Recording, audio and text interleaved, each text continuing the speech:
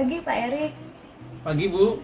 Kemarin saya ada lihat Bapak kayaknya naik ke atas atap tuh bawa kayak benda persegi panjang gitu warna hitam. Itu apa Pak kalau boleh tahu?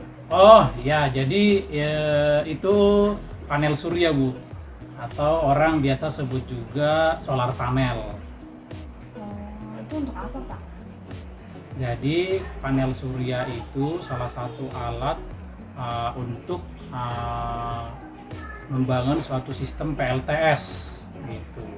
PLTS apa Pak? Oh iya, Ya, maaf ya pengetahuan saya kurang nih Pak. Oke, jadi PLTS itu singkatan dari pembangkit listrik tenaga surya. Jadi listrik yang dihasilkan dari sinar matahari dan itu menggunakan panel surya. Jadi panel surya itu yang mengkonversi dari cahaya matahari tersebut menjadi listrik, dan listrik tersebut DC gitu ya, jadi bukan listrik seperti yang sudah ada di rumah atau yang dihasilkan oleh PLN seperti itu. Terus yang boleh pakai PLTS siapa Pak? Saya boleh nggak atau ada orang-orang khusus aja gitu? Oke, jadi pertanyaannya siapa saja yang bisa menggunakan PLTS ya Bu ya. Oke, jadi PLTS itu siapapun bisa menggunakannya ya, baik dalam ranah industri maupun perumahan seperti di tempat ini gitu, itu bisa ya.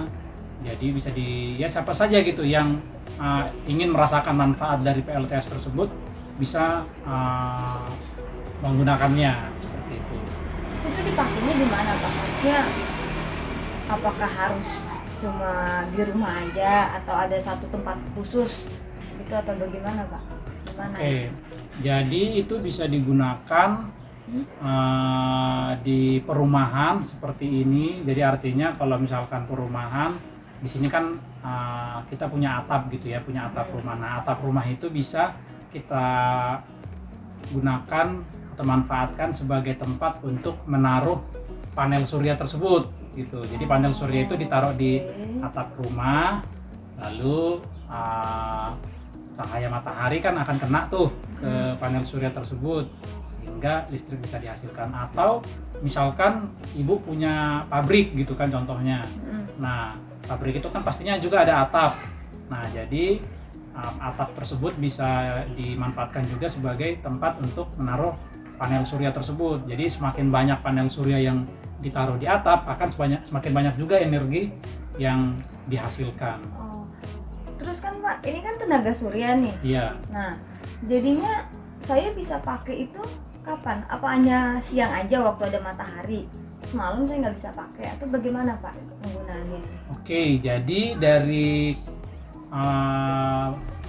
sistemnya sendiri panel surya tersebut terdiri atas dua ya, sistem on grid dan sistem off grid. Jadi kan tadi Ibu mempertanyakan apakah hanya bisa digunakan siang hari. Ya, jadi sebenarnya panel surya ini bisa digunakan 24 jam sekalipun ya. Jadi tidak hanya siang hari, bahkan kalau misalkan suatu tempat yang tidak ada masuk listrik PLN gitu, itu bisa dimanfaatkan untuk PLTS ini supaya bisa bekerja selama 24 jam. Cuman itu tergantung dari sistem yang digunakan di tempat tersebut, apakah berbasis sistem on grid ya atau off grid. Terus saya bertanya-tanya nih Pak, apa manfaatnya saya pakai PLTS ini? Maksudnya bermanfaat nggak ya? Maksudnya kan karena kalau saya mau pakai PLTS pasti kan saya mengeluarkan suatu biaya dong. Biayanya kan nggak kecil ya. Yeah. Itu yang besar gitu. Jadi maksud saya apakah akan menguntungkan saya dengan saya mengeluarkan satu biaya yang saya yakin cukup besar dengan apa yang saya hasilkan nanti manfaatnya gitu. Gimana Pak? Ya, jadi pastinya manfaat dari PLTS ini ada gitu ya. Jadi contohnya kalau Ibu ingin menggunakan sistem on grid ya, jadi sistem on grid itu dia tidak perlu menggunakan baterai, jadi tidak perlu menggunakan media penyimpanan energi, yaitu berupa baterai. Oh, Seperti jadi nggak itu. perlu beli baterai lagi Ya, gitu ya itu Pak? kalau pakai sistem on grid. Ya, Oke. jadi manfaatnya kalau sistem on grid yang bisa dirasakan itu ketika siang hari. Jadi misalkan pemakaian ibu nih di siang hari itu banyak yang nyuci lah, nyetrika, atau mungkin pakai kompor listrik atau kompor induksi gitu kan. Lalu pokoknya pemakaian itu berat di siang hari. Nah, ketika sistem on grid ini diterapkan di tempat ibu gitu, itu akan mengurangi tagihan listrik, karena yang seharusnya energi itu secara utuh digunakan dari PLN, jadinya akan disuplai sebahagian dari PLTS Bu, gitu. Itu dengan sistem on grid. Jadi sistem on grid ini dia itu melakukan sinkronisasi energi secara paralel dengan PLN. Jadi bisa berjalan secara simultan atau secara bersama gitu.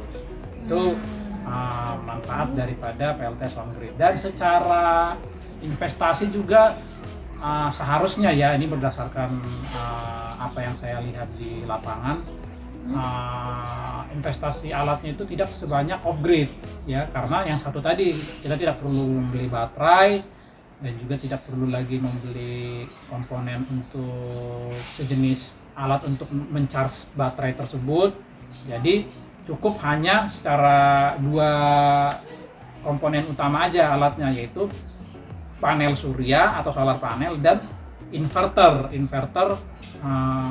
grid tie atau on grid. Jadi inverter on grid ini yang merubah arus DC dari panel surya tersebut menjadi arus AC yang masuk ke jaringan rumah.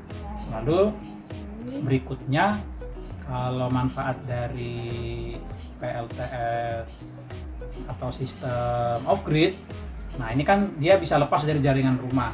Jadi secara plusnya ini bisa bekerja selama 24 jam. Jadi sekalipun listrik mati, PLTS off grid ini bisa tetap menyala. Jadi bisa dikatakan PLTS off grid ini bisa digunakan sebagai cadangan energi lah ketika PLN padam gitu. Bisa misalkan padam di siang hari atau di malam hari sekalipun itu bisa digunakan. Tapi ya itu tadi, kalau off grid ini perlu investasi alat yang lebih banyak lah dibandingkan sistem on grid gitu. Dan pastinya kalau seperti sistem on grid tadi kan PLN harus menyala ya supaya si sistem ini bisa bekerja. Sementara kalau PLTS off grid, walaupun PLN padam sekalipun dia tetap menyala. Jadi itu salah satu kelebihannya PLTS off grid dan manfaatnya juga. Terus kalau seandainya ya Pak, saya mau pasang nih PLTS di rumah, itu gimana Pak? Bisa saja Bu, misalkan Ibu mau pasang gitu ya.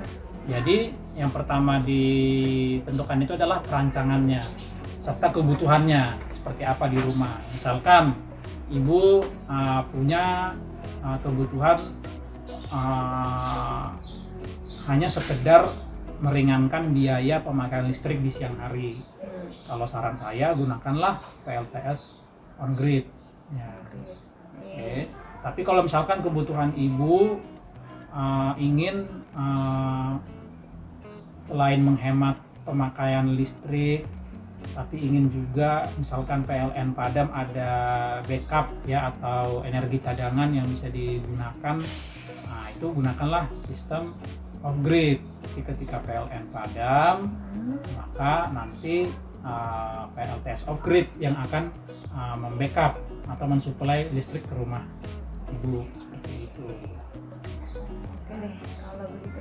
Terima kasih banyak Pak Erik untuk pemahaman yang sudah diberikan buat saya nih, orang awam yang baru tahu tentang PLTS. Makasih ya Pak.